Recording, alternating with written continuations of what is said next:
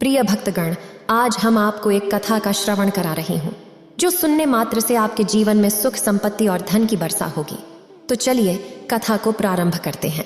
माता पार्वती भगवान शिव से पूछती हैं, पृथ्वी लोक पर इंसान को पूर्व जन्म का कर्ज भी चुकना पड़ता है क्या? फिर भगवान शिव कहते हैं, हे देवी, यह सत्य है, इंसान को अपने पूर्व जन्म का कर्ज अवश्य चुकना पड़ता है। फिर माता पार्वती पूछती हैं, हे देवों के देव महादेव, ये कैसा कर्ज होता है जो अगले जन्म में भी चुकाना पड़ता है? फिर भगवान शिव कहते हैं, हे देवी, आज मैं आपको 2 कहानी सुनाने जा रहा हूं। आप इस कहानी को ध्यान से सुनेंगे तो मालूम हो जाएगा कि पूर्व जन्म का कर्ज क्यों चुकाना पड़ता है। अगर आप यह कहानी सुन रहे हैं तो पूरा सुनिए।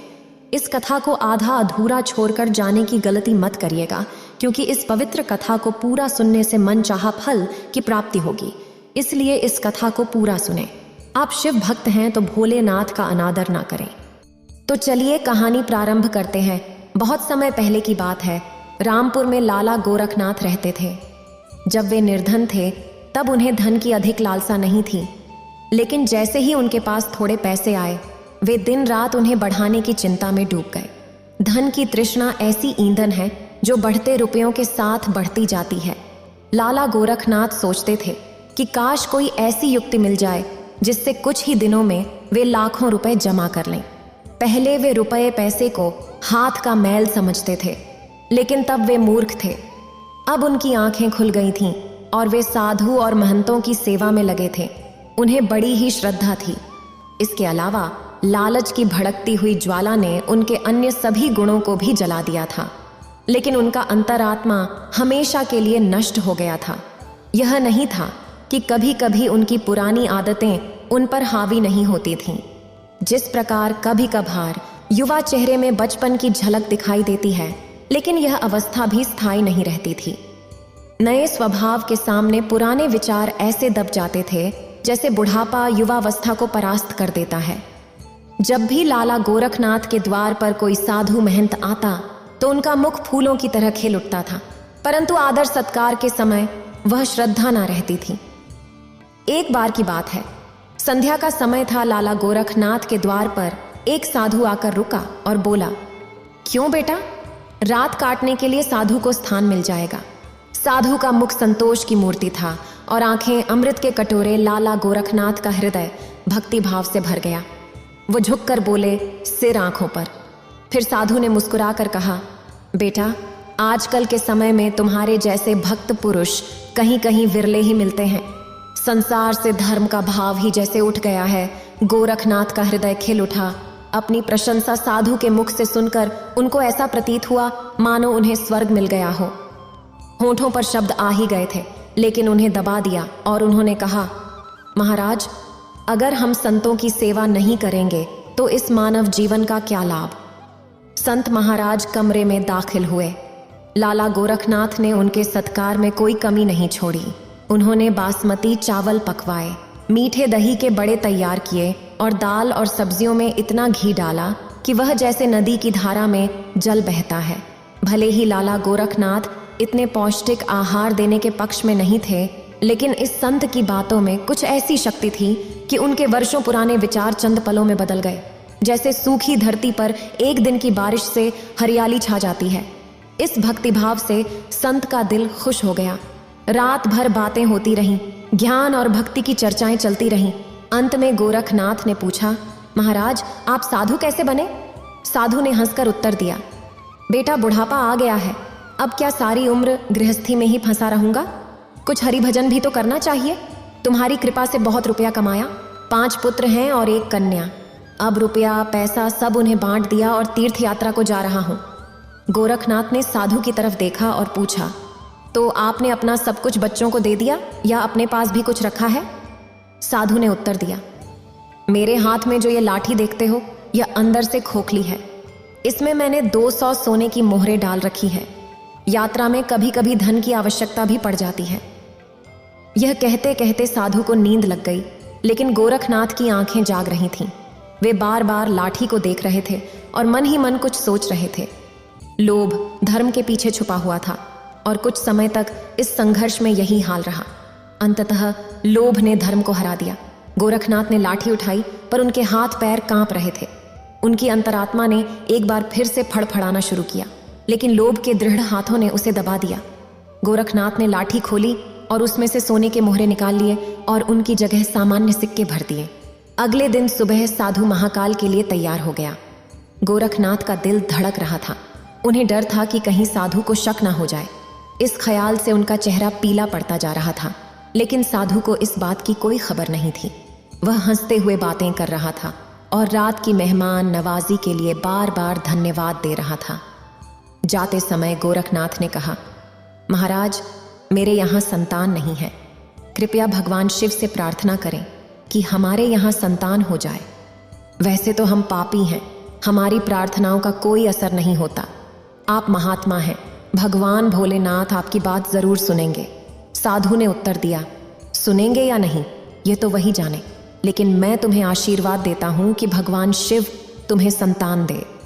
कहकर साधु चला गया। गोरखनाथ के सिर से मानो एक बड़ा बोझ हट गया। उन्हें ऐसा लगा जैसे साधु के जाने के साथ ही उनके दिल से एक पत्थर हट गया। वह इस चोरी के फल से नहीं बच सकते थे। गोरखनाथ का मन और मस्तिष्क अनुभव कर रहा था, परंतु वह इस चोरी के प्रकट होने से बहुत डरते थे।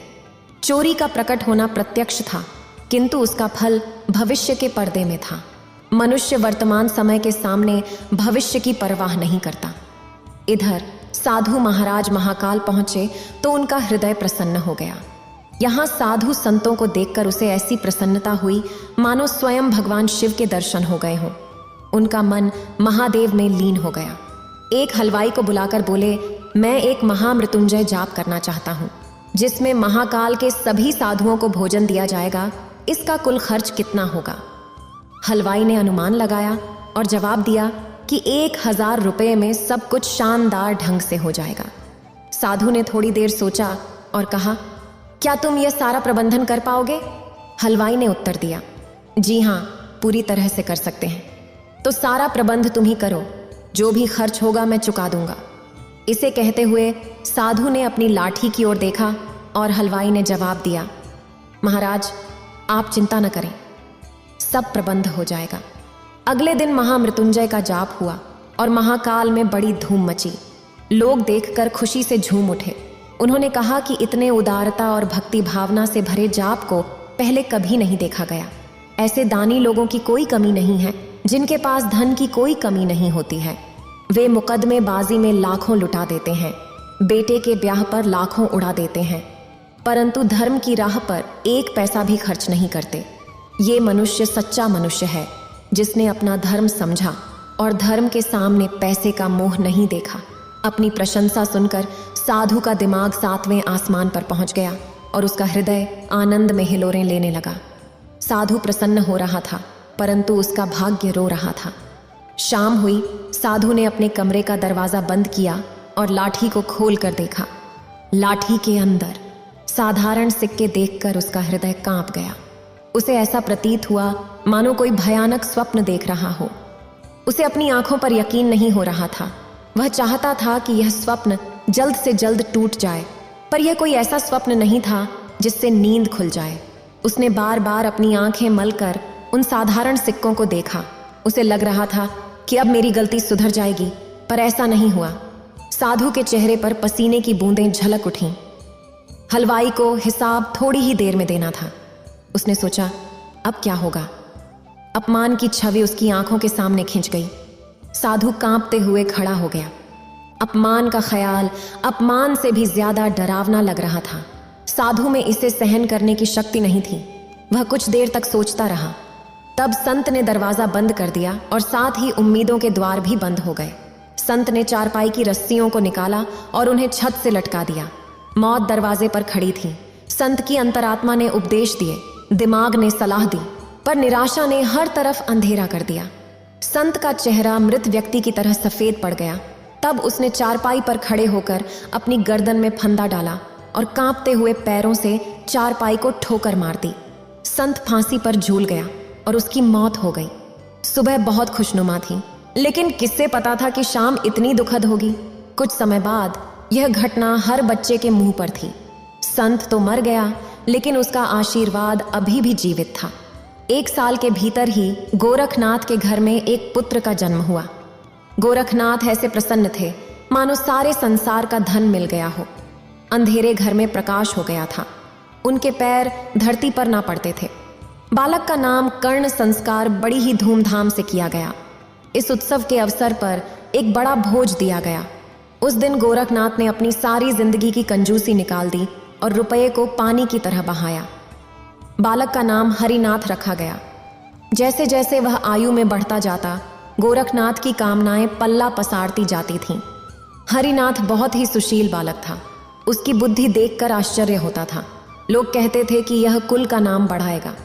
गोरखनाथ ये सुनकर फूले न समाते। उसकी शरारतें और चंचलताओं को देखकर उनका प्यार और भी बढ़ता जाता था।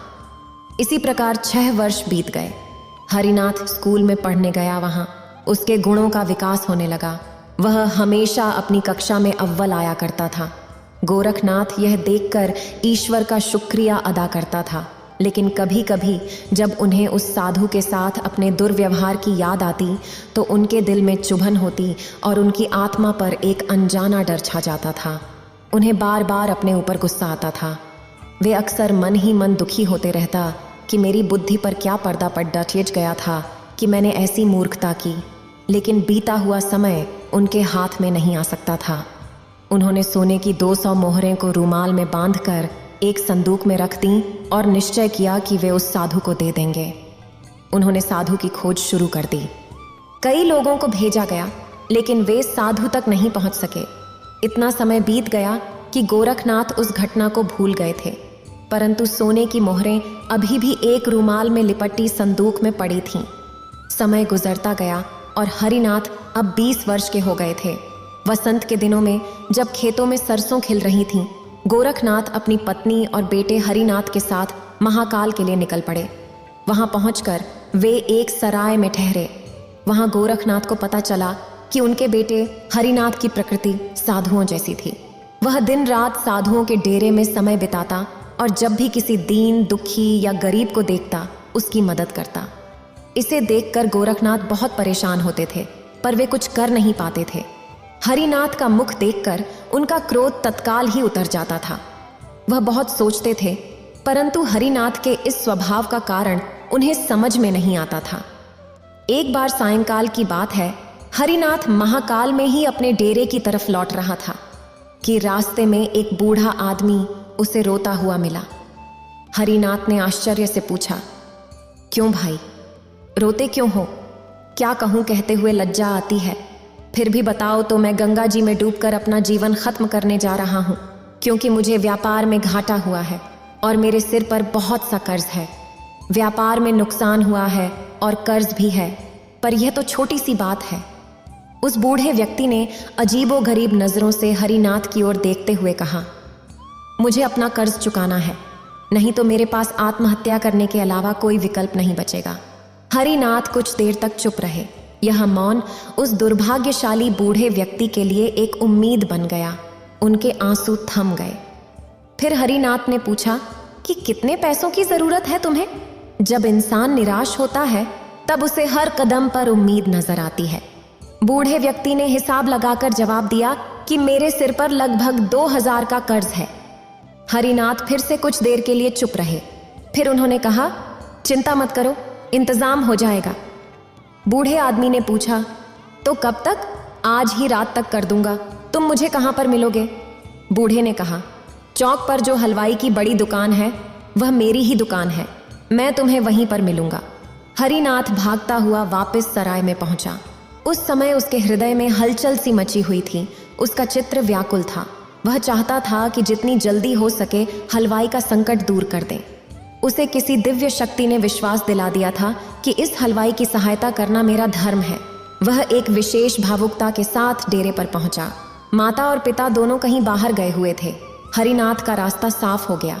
उसने नौकरों से चाबियां ली और कमरे के अंदर गया, परंतु संदूक में ताला लगा हुआ था। हरिनाथ पर भूत सवार था। उन्होंने एक पत्थर उठाया और ताले को तोड़ दिया, फिर संदूक को खंगालना शुरू कर दिया। निराशा ने अपनी जगह बना ली, लेकिन आशा ने बंधन बांध दिए। अचानक आशा की चमक नजर आई। हरिनाथ के हाथ में एक रूमाल आ गया। उन्होंने उसे कांपते हाथों से खोला और उनका दिल कमल की तरह खिल उठा। उस रूमाल में सोने की मुद्राएं थीं।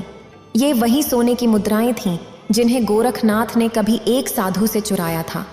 मुद्राओं की गिनती की तो वे पूरी 200 निकलीं। हरिनाथ का दिल प्रसन्नता से भर गया। उन्होंने मुद्राएं अपनी जेब में डालीं और रूमाल को वापस संदूक में रख दिया और ऐसे भागे जैसे कोई पुलिस वाला उनके पीछे हो। हरिनाथ ने भलाई करने के लिए बुराई का सहारा लिया था। अपने काम को पूरा करने के बाद वह वापस अपने ठिकाने पर पहुंचे। रात का समय था और वह अभी बैठे ही थे कि उनके पेट में दर्द शुरू हो गया। हरिनाथ एक साहसी युवक था और बड़े से बड़े कष्ट में भी कभी हिम्मत नहीं हारता था, लेकिन यह दर्द इतना विचित्र था कि उनकी चीखें निकल गईं।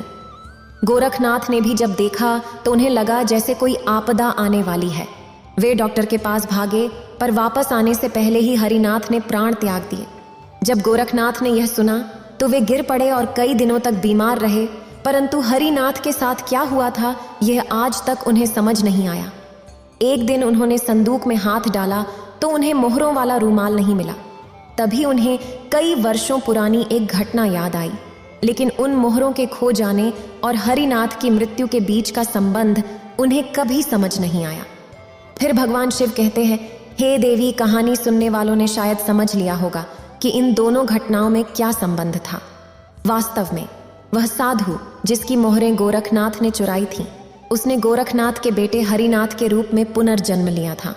उसी ने उन्हीं सोने की मोहरों को लाला गोरखनाथ से चुराकर उस बूढ़े हलवाई को दे दिया जो पहले साधु के लिए भंडारे का प्रबंध किया था। इस प्रकार उसने अपने पूर्व जन्म का कर्ज चुका दिया। जैसे ही उसने अपना आरण चुकाया, हरिनाथ के प्राण निकल गए। साधु ने उस हलवाई को अपना पूर्व जन्म का आरण चुका दिया और लाला गोरखनाथ के लिए उनका यही कर्म उनकी सजा थी, जिसके चलते वह अपने युवा बेटे की मौत के दुख में जीवन भर रोते रहा। फिर भगवान शिव कहते हैं, हे देवी, एक और कथा सुनने जा रहा हूं, इसे भी ध्यान से सुने। लाला दयाल गांव के महाजन थे और कई लोगों को ब्याज पर पैसे उधार देते थे। वह मुख्य रूप से कचहरी में मुंशी के रूप में काम करते थे और अपनी बचत को 20 रुपए प्रति सैकड़ा की दर से वार्षिक ब्याज पर उधार दे देते थे। वे ज्यादातर गरीब लोगों को ही पैसे देते थे और अमीर लोगों से बचते थे, उन्हें अपने यहाँ आने नहीं देते थे। उनका मानना था कि अमीर लोगों को पैसे देना बेकार है, क्योंकि जब उन्हें पैसे चाहिए होते हैं तो उनके पास बहुत संपत्ति होती है, लेकिन पैसे मिलते ही उनकी सारी संपत्ति अदृश्य हो जाती है। कानूनी कार्रवाई का प्रभाव भी बहुत कम होता है जब गरीब व्यक्ति सारी राशि ब्याज समेत चुका देता है। एक दिन लाला दयाल कचहरी से घर लौटते समय उन्होंने एक अजीब घटना देखी। एक व्यक्ति अपनी गाय बेच रहा था और उसे कई लोगों ने घेर रखा था। कुछ लोग उसे पैसे दे रहे थे तो कुछ उसके हाथ से गाय की रस्सी खींचने का प्रयास कर रहे थे, परंतु वह गरीब व्यक्ति हर बार खरीदारों का मुंह देखकर कुछ सोचता और फिर रस्सी को और भी दृढ़ता से पकड़ लेता। गाय बहुत ही मनोहर थी, उसकी छोटी सी थी और दूध से भरी थी। वह व्यक्ति बहुत ही दुखी मालूम होता था। वह बड़े ही करुण नेत्रों से गऊ को देखता और दिल महसूस कर रह जाता। दयाल गौ को देखकर रींझ गए। पूछा, क्यों जी, यह गऊ बेचते हो? क्या नाम है तुम्हारा? वह व्यक्ति दयाल को देखा तो प्रसन्न मुख होकर उनके समीप जाकर बोला, हाँ हुजूर, बेचता हूँ। कहाँ से लाए हो? तुम्हारा नाम क्या है? नाम तो वेद प्रकाश है, कचौली में रहता हूँ। ये गाय दूध देती है? हाँ हुजूर, एक बेला में 4 शेर दोह लीजिए। इतनी सीधी है कि बच्चा भी दूध निकाल ले। बच्चे पैर के पास खेलते रहते हैं, पर क्या मजाल की सिर भी हिला दे। कोई तुम्हें यहाँ पर पहचानता है? सेठ साहब को शक हुआ कि कहीं चोरी का माल ना हो। नहीं हुजूर, गरीब आदमी हूँ, मेरी किसी से जान पहचान नहीं है। क्या दाम मांगते हो? वेद प्रकाश ने 100 रुपये बतलाए। सेठ साहब को 80 रुपये में वो माल झंझा। कुछ देर तक दोनों ओर से मोल भाव होता रहा। वेद प्रकाश को रुपयों की गरज थी और सेठ को गौ की चाह थी। सौदा पटने में कोई कठिनाई ना हुई। 90 रुपये पर सौदा तय हो गया। वेद प्रकाश ने सौदा तो किया था, पर वह अभी भी मोह के बंधन में था। वह कुछ समय तक सोचता रहा, फिर धीरे धीरे दयाल के पीछे पीछे चलने लगा। इसी दौरान एक व्यक्ति ने पास आकर कहा, अबे, हम 91 रुपये देंगे, हमारे साथ चलो। वेद प्रकाश ने जवाब दिया, क्या जबरदस्ती है? दूसरा व्यक्ति बोला, हमसे 92 रुपये ले लो, अब तो खुश हो जाओ। और उसने गाय को पकड़ने की कोशिश की, पर वेद प्रकाश ने मना कर दिया। अंत में वे सभी निराश होकर चले गए। जब वेद प्रकाश थोड़ा आगे बढ़ा तो दयाल से कहा, हुजूर, आप अच्छे इंसान लगते हैं, आप इसे पालेंगे और इसकी सेवा करेंगे। ये सब तो कसाई थे, मैं इन्हें 100 रुपये में भी मेरी गाय नहीं बेचता। आप समय पर आ गए, नहीं तो ये सब जबरदस्ती से गाय को ले जाते। मैं बड़ी मुसीबत में हूँ साहब, तब जाकर यह गाय बेचने आया हूँ, नहीं तो इस घर की लक्ष्मी को कभी ना बेचता। मैंने इसे अपने हाथों से पाला है, कसाईयों के हाथ में कैसे दे सकता हूँ। सरकार, इसे जितनी खली देंगे उतना ही दूध देगी। भैंस का दूध भी इतना मीठा और गाढ़ा नहीं होता। हुजूर, आपसे एक और प्रार्थना है, अपने चरवाहे को डांट दीजिएगा कि इसे मारे पीटे नहीं। दयाल ने चकित होकर वेद प्रकाश की ओर देखा और सोचने लगे, हे भोलेनाथ, इस श्रेणी के मनुष्य भी इतना सजन और इतनी दया भाव वाला होता है। यहाँ तो बड़े बड़े महात्मा कसाईयों के हाथ में अपनी गाय बेच देते हैं, पर एक पैसे का भी घाटा नहीं उठाना चाहते। और एक ये गरीब है जो 10 रुपये का घाटा उठाकर भी इस गांव को मेरे हाथ में बेच रहा है। इस बात की चिंता थी कि कहीं वह किसी कसाई के हाथ में न पड़ जाए। गरीब लोगों में भी समझदारी हो सकती है। उन्होंने घर जाकर वेद प्रकाश को पैसे दिए। वेद प्रकाश ने रुपये को गांठ में बांधा, अपनी गाय को प्रेम से देखा और दयाल को प्रणाम करके चला गया। वेद प्रकाश एक गरीब किसान था और गरीबों के कई दुश्मन होते हैं। उसके गांव के जमींदार ने लगान बढ़ा दिया था। जब वेद प्रकाश लगान नहीं भर पाया और उसे रुपयों की जरूरत पड़ी तो उसने अपनी गाय को बेचने का निर्णय लिया। उसके पास बैलों के अलावा कोई और संपत्ति नहीं थी। वह इस गाय को अपनी जान से भी ज्यादा प्यार करता था, पर रुपयों की जरूरत ने उसे मजबूर कर दिया। उसे मजबूरी में गाय बेचनी पड़ी। कचौली में कई घर थे और अब कई सालों बाद महाकाल जाने का रास्ता खुला था। गांव के कितने ही स्त्री पुरुष महाकाल दर्शन करने चल पड़े। वेद प्रकाश की बूढ़ी माता भी महाकाल के लिए तैयार हुई। वेद प्रकाश से बोली, बेटा, इतना करो, बस मेरे दिल में यही एक अरमान बाकी है कि महाकाल में बाबा भोलेनाथ का दर्शन करूं और उसके बाद दुनिया से जाऊं। भोलेनाथ तुमको इस नेकी का फल देंगे। मुझे एक बार महाकाल का यात्रा करवा दो। मातृभक्ति ग्रामीणों का विशिष्ट गुण है। वेद प्रकाश के पास इतने रुपए कहाँ थे कि महाकाल के लिए काफी होते, पर माता की आज्ञा को कैसे टालता। सोचने लगा, किसी से उधार ले लूं, कुछ अब की दे दूंगा, कुछ अगले साल चुका दूंगा, मगर उधार किससे लूं? कम से कम 500 तो चाहिए ही, तभी काम चलेगा। किसी महाजन से जान पहचान भी तो नहीं है। यहाँ जो 1-2 बनिए लेन देन करते हैं वे असामियों की गर्दन तक रेत देते हैं।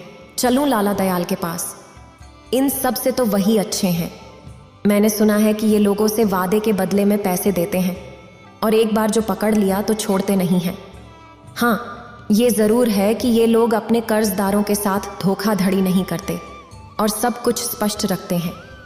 कई दिनों तक वह सोचता रहा कि उनके पास जाऊं या नहीं। अगर पैसे समय पर न पहुंचे तो ये लोग बिना शिकायत किए घर बार नहीं छोड़ेंगे, सब कुछ नीलाम कर देंगे। लेकिन जब कोई चारा नहीं बचा तो वह हार कर दयाल के पास गया और पैसे उधार मांगे। दयाल ने कहा, तुम्ही ने तो मेरे हाथ में वह गाय बेची थी। हाँ सरकार, मैं तो पैसे दे दूंगा, लेकिन मैं पैसे वादे पर लेता हूँ। अगर वादा ना पूरा किया तो फिर तुम्हारी जान पे बनाएगी। फिर मैं जरा भी रियायत नहीं करूंगा। बताओ कब लौटाओगे? वेद प्रकाश ने मन में हिसाब लगाकर कहा, सरकार 2 साल का समय रख लो। अगर 2 साल में नहीं लौटाया तो ब्याज 20 रुपये प्रति 100 हो जाएगा। जो चाहे करो। वेद प्रकाश को 500 में से 450 मिले। कुछ खर्चा कट गया, कुछ नजराना चला गया, कुछ ब्याज में गया। घर आकर उसने थोड़ा गुड़ बेचा और अपनी पत्नी को समझाकर माता के साथ महाकाल को चल दिया। साल गुजर जाने पर लाला दयाल ने तकाजा किया। एक आदमी वेद प्रकाश के घर भेजकर उसे बुलाया और कठोर स्वर में बोले, क्या अभी 2 साल पूरे नहीं हुए? लाओ, रुपए कहाँ हैं? वेद प्रकाश ने बड़े ही दीन भाव से कहा, हुजूर बड़ी गर्दिश में हूँ। माताजी, जब से महादेव जी का दर्शन करके आई है तभी से बीमार पड़ी हुई है। रात दिन उन्हीं की दवा दारू में दौड़ता रहता हूँ। जब तक जीती है हुजूर कुछ सेवा कर लूँ। पेट का धंधा तो जिंदगी भर लगा रहेगा। अब की कुछ फसल नहीं हुई हुजूर, सारा ऊख पानी बिना सूख गया। धोने की मोहलत ना मिली। महादेव ही जानते हैं किस मुसीबत से दिन काट रहा हूँ हुजूर के रुपए। कोड़ी कोड़ी अदा करूंगा, साल भर की मोहलत और दे दीजिए। अम्मा अच्छी हुई और मेरे सिर से बला टली। दयाल ने कहा 30 रुपये सैकड़ा ब्याज हो जाएगा। वेद प्रकाश ने जवाब दिया, जैसा हुजूर की मर्जी। वेद प्रकाश ये वादा करके घर आया तो देखा माँ का अंतिम समय आ पहुंचा है। माँ ने अपने बेटे को प्यार भरी नजरों से देखा, उसे आशीर्वाद दिया और इस दुनिया से चली गई। वेद प्रकाश जो पहले ही गर्दन तक कर्ज में डूबा हुआ था, अब उसके सिर तक पानी पहुंच गया था। उसने पड़ोसियों से कुछ उधार लेकर अंतिम संस्कार की व्यवस्था की, पर उसे मृत्यु के बाद आत्मा की शांति के लिए दान दक्षिणा और भोजन करवाया। अब ऐसा कौन सा मौका मिलेगा जब वह अपनी माँ की सेवा कर सके। यह उसके धार्मिक और सांसारिक दायित्वों की परिणति थी। अब उसने सोचना शुरू किया कि पैसे कहाँ से लाऊं। लाला दयाल अब शायद कुछ न दें। उनके पास जाकर एक बार देखना ही होगा, शायद मेरी दुर्दशा सुनकर उन पर दया आ जाए। वे बड़े आदमी हैं, उनके लिए 100-200 रुपए कोई बड़ी बात नहीं है। इस तरह सोचते हुए वह लाला दयाल के पास गया। रास्ते में हर कदम उठाना कठिन था। किस मुंह से जाऊं? अभी 3 दिन ही हुए हैं। मैंने साल भर में पिछले उधार चुकता करने का वादा किया था। अब अगर 200 रुपए और मांगूंगा तो वे क्या सोचेंगे? अगर मैं उनकी जगह होता तो कभी न देता। उन्हें जरूर लगेगा कि मेरी नीयत ठीक नहीं है। कहीं घुड़कियां दे दी तो पूछे तेरे पास कौन सी बड़ी जायदाद है, जिस पर तू रुपयों मांगता है, तो मैं क्या जवाब दूंगा?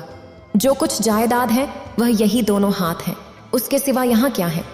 परंतु इन निराशाजनक शंकाओं के होने पर भी वह धीरे धीरे आगे बढ़ा चला जा रहा था, जैसे कोई अनाथ विधवा थाने में फरियाद लेकर जा रही हो। बहुदयाल कचहरी से आकर अपने स्वभाव के अनुसार नौकरों पर बिगड़ रहे थे। कहते थे, द्वार पर पानी क्यों नहीं छिड़का, बरामदे में कुर्सियां क्यों नहीं निकाल रखी। इतने में वेद प्रकाश सामने जाकर खड़ा हो गया। लाला साहब झल्लाए तो बैठे थे, रुष्ट होकर बोले, तुम क्या करने आए हो जी? क्यों मेरे पीछे पड़े हो? मुझे इस वक्त बातचीत करने की फुर्सत नहीं है। वेद प्रकाश कुछ ना बोल सका। ये डांट सुनकर वह इतना हताश हुआ कि उलटे पैरों लौट पड़ा। सोचने लगा, हुई ना वही बात, यही सुनने आया था। मेरी अक्ल पर पत्थर पड़े थे। दयाल को कुछ दया आ गई जब वेद प्रकाश के नीचे उतर गया तो बुलाया। जरा नरम होकर बोले, कैसे आए थे जी? क्या कुछ काम था? नहीं सरकार, यूं ही सलाम करने चला आया। कहावत नहीं सुनी तुमने, किसान बिना मतलब के किसी को सलाम नहीं करता? क्या मतलब है बताओ?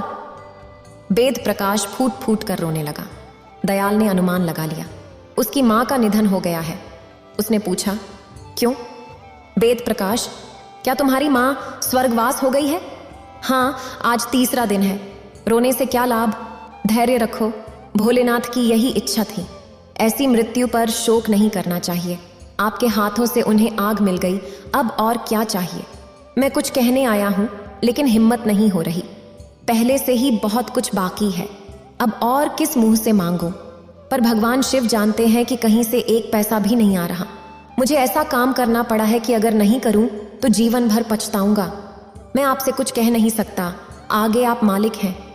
ये समझकर दे दीजिए कि कुएं में डाल रहा हूं। अगर जीवित रहा तो हर कौड़ी सूद समेत चुका दूंगा, पर इस वक्त मना मत कीजिए।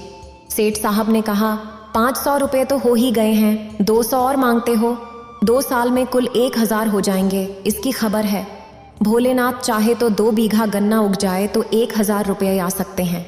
भोलेनाथ ने चाहा तो मैं आपकी समय सीमा के अंदर सारी कौड़ी चुका दूंगा। दयाल ने फिर से 200 रुपये दे दिए। जो लोग उनके व्यवहार से परिचित थे, उन्हें उनकी इस रियायत पर बड़ा ही आश्चर्य हुआ। खेती की हालत अनाथ बालक जैसी होती है। जल और वायु अनुकूल रहे तो अनाज के ढेर लग जाते हैं। इनकी कृपा ना हुई तो लहलहाते हुए खेत भी कपटी मित्र की भांति दगा दे जाते हैं। ओला और पाला, सूखा और बाढ़, टिड्डी और लाही, दीमक और आंधी से प्राण बच जाए तो फसल खलिहान में आ जाती है, और खलिहान से आग और बिजली दोनों का ही बैर है। वेद प्रकाश ने कलेजा तोड़कर मेहनत की। दिन को दिन और रात को रात ना समझा, बीवी बच्चे दिलो जान से लिपट गए। ऐसी ऊँख लगी कि हाथी घुस्से तो समा जाए। सारा गांव दांत तले उंगली दबाता था। लोग वेद प्रकाश से कहते, यार अब की बार तुम्हारे पौ बारे हैं, इस बार तो सारे कर्जे हट जाएंगे, अब की बार बेड़ा पार हो जाएगा। वेद प्रकाश सोचा करता कि अब की ज्यों ही गुड़ का रुपया हाथ में आएगा, सबके सब ले जाकर लाला साहब के कदमों में रख दूंगा। यदि वह स्वयं उसमें से 2-4 रुपये निकाल कर देगा तो मैं ले लूंगा, नहीं तो इस साल भी चुनी छोकर खाकर गुजारा कर लूंगा। लेकिन लिखी हुई बातें कौन मिटा सकता है? वह अग्नि का महीना था। वेद प्रकाश खेत की मेड़ पर बैठकर रखवाली कर रहा था। ठंड के मौसम में उसके पास केवल एक पुरानी चादर थी, जिसे ओढ़ने के लिए उसने ऊख के पत्ते जला दिए। अचानक एक तेज हवा का झोंका आया और जलते हुए पत्ते खेत में उड़ गए। आग लग गई। गांव वाले आग बुझाने आए, पर आग की लपटें उड़कर इधर उधर फैल गईं। सभी कोशिशें नाकाम हो गईं। आखिरकार पूरा खेत जलकर राख हो गया और वेद प्रकाश की उम्मीदें भी। उसकी कमर टूट गई, दिल हार गया, हाथ पैर ढीले पड़ गए और सामने की परोसी गई थाली छिन गई। घर आया तो दयाल के कर्जों की चिंता सर पर सवार हो गई। अपनी कोई फिक्र नहीं थी, बाल बच्चों की भी नहीं। भूखे मरना और नंगे रहना तो किसान की नियति है। चिंता सिर्फ कर्ज की थी। ये दूसरा साल बीत रहा है और 2-4 दिन में लाला दयाल के आदमी आने वाले हैं। मैं उन्हें किस मुंह से मिलूं? उनके पास जाकर विनती करूं कि 1 साल का समय और दे दें, पर 1 साल में तो 1200 हो जाएंगे। 1 साल में कौन सा पहाड़ टूट पड़ेगा? वो कितने अच्छे इंसान हैं। 200 रुपये उठाकर दे दिए। अब इज्जत तो खुदा के हाथ में है। मैंने तो अपना प्रयास करके देख लिया है। सुबह का समय था। वेद प्रकाश अपने खेत की मेड़ पर खड़ा अपनी बर्बादी का मंजर देख रहा था। देखा, दयाल का चपरासी लठ लिए हुए आ रहा था। वेद प्रकाश के प्राण सूख गए। भोलेनाथ, अब तो तू ही इस मुसीबत को आसान कर सकते हो। कहीं ये आते ही गालियां ना देने लगे। हे भोलेनाथ, कहीं छिप जाऊं। चपरासी ने पास आकर कहा, कल की मियाद खत्म हो गई है, तुम्हें पता है? सरकार से 1 दिन की भी देरी हो गई और उन्होंने शिकायत कर दी। अब भारी जुर्माना लगेगा। वेद प्रकाश कांप उठा, बोला, यहां का हाल तो देख ही रहे हो ना? चपरासी ने कहा, हाल सुनने का यहां कोई काम नहीं है। ये बहाने किसी और को दो। 1000 रुपये निकालो और मेरे साथ चलो। वेद प्रकाश ने कहा, सारी ऊँग जल गई है। बाबा भोलेनाथ जानते हैं मैंने अब तक कोई बेईमानी नहीं की। मैं ये कुछ नहीं जानता। तुम्हारी फसल का ठेका मैंने नहीं लिया। चलो, सरकार बुला रहे हैं। यह कहते हुए चपरासी ने उसका हाथ थाम लिया और उसे खींचते हुए ले जाने लगा। उसे घर में जाकर पगड़ी बांधने का भी अवसर नहीं दिया गया। 5 कोस की दूरी तय कर चुके थे और वेद प्रकाश ने सिर उठाकर फिर से देखा। वह बस बार बार हे महादेव पुकार रहा था, क्योंकि अब उसे इसी नाम पर विश्वास था और यही उसकी हिम्मत को कायम रखे हुए था। अन्यथा वह शायद कहीं गिर कर मर जाता। दयाल अपने दरवाजे पर टहल रहे थे। वेद प्रकाश वहां पहुंचा और उनके चरणों में गिर पड़ा और बोला, हुजूर, बड़ी मुसीबत में हूं। भगवान शिव जानते हैं मैं बर्बाद हो चुका हूं। क्या आपने सुना नहीं कि सारी फसल जल गई है, जैसे किसी ने खेत में झाड़ू ही फेर दी हो? अगर यह आपदा नहीं आती तो मैं आपका सारा पैसा चुका देता। अब आपकी क्या सलाह है? आपके आदेशानुसार ही करूंगा। मैं जानता हूं कि आपका पैसा मेरे सिर पर है और मुझे हर कौड़ी अदा करनी है। मैंने 2 बार वादे किए और दोनों ही बार वे झूठे साबित हुए। अब मैं वादा नहीं करूंगा। जो कुछ भी होगा वह लाकर आपके चरणों में रख दूंगा। मेहनत और मजदूरी से जैसे भी संभव हो सकेगा मैं आपके रुपए चुकाऊंगा। दयाल ने मुस्कुराकर कहा, तुम्हारे मन में इस वक्त सबसे बड़ी कौन सी इच्छा है? वेद प्रकाश ने कहा, यही हुजूर कि आपके रुपए अदा हो जाए। सच कहता हूं, हुजूर भगवान शिव जानते हैं। अच्छा तो समझ लो कि मेरे रुपए अदा हो गए। इसे कैसे समझा जाए? यदि मैं यहां नहीं दूंगा तो वहां देना पड़ेगा। अब वेद प्रकाश, इसकी चिंता मत करो, मैं तो बस तुम्हें परख रहा था। सेठ ने कहा, सरकार, मैं इतना बोझ उठाकर नहीं मर सकता। कैसा बोझ सेठ? मेरे ऊपर तो कुछ भी नहीं है और अगर होता भी तो मैंने माफ कर दिया है। अब तुम मेरे एक पैसे के भी देनदार नहीं हो। असल में मैंने तुमसे कर्ज लिया था और वही चुका रहा हूं। मैं तुम्हारा कर्जदार हूं, तुम मेरे नहीं। तुम्हारी गाय अब तक मेरे पास है। उसने मुझे कम से कम 2000 का दूध दिया है और 2 बछड़े मुनाफे में दिए हैं। अगर तुमने यह गाय कसाईयों को दे दी होती तो मुझे इतना लाभ कहां से होता? जब तुम इतने गरीब और नादान होते हुए भी गाय की जान बचाने के लिए 50 रुपए का नुकसान उठा सकते हो, तो मैं अपनी 100 गुनी हैसियत रख कर 100 माफ कर दूं तो यह कोई बड़ी बात नहीं है। तुमने भले ही जानबूझकर मेरे ऊपर कोई एहसान नहीं किया हो, पर असल में वह मेरे धर्म का एहसान था। मैंने भी तुम्हें धर्म के काम के लिए ही पैसे दिए थे। इस तरह हम दोनों बराबर हो गए। आपकी गाय के दोनों बच्चे मेरे यहाँ हैं, अगर चाहो तो ले जा सकते हो, ये तुम्हारी खेती में काम आएंगे। तुम एक ईमानदार और नेक व्यक्ति हो, मैं हमेशा तुम्हारी मदद के लिए तैयार रहूंगा। अगर इस समय तुम्हें पैसों की ज़रूरत है तो जितने चाहो ले सकते हो। वेद प्रकाश को ऐसा लगा जैसे उसके सामने कोई फरिश्ता बैठा है। वह धन्यवाद भी नहीं कह पाया और आंसुओं को रोकते हुए बोला, हुजूर, इस नेकी का बदला बाबा भोलेनाथ आपको देंगे। मैं तो आज से आपका गुलाम समझूंगा। नहीं, तुम मेरे दोस्त हो, गुलाम नहीं, उसने जवाब दिया। जो रुपए देकर गुलामी से मुक्त होते उसे मुक्ति धन कहते हैं। तुम पहले ही मुक्ति धन दे चुके हो, अब ये शब्द कभी मत कहना। वेद प्रकाश लाख लाख धन्यवाद करते हुए घर वापस लौट गया। अब उसके मन में संतोष था कि उसे लाला जी का कर्ज नहीं देना पड़ेगा। इतना कहकर भगवान शिव इस कथा को समाप्त करते हैं। इस वीडियो को बोलते समय कोई त्रुटि हो तो मैं क्षमा चाहती हूँ। उम्मीद है आप सभी को ये वीडियो अच्छी लगी होगी। अगर आप शिव के सच्चे भक्त हैं तो चैनल को सब्सक्राइब और वीडियो को लाइक करके कमेंट में हर हर महादेव लिख दीजिए।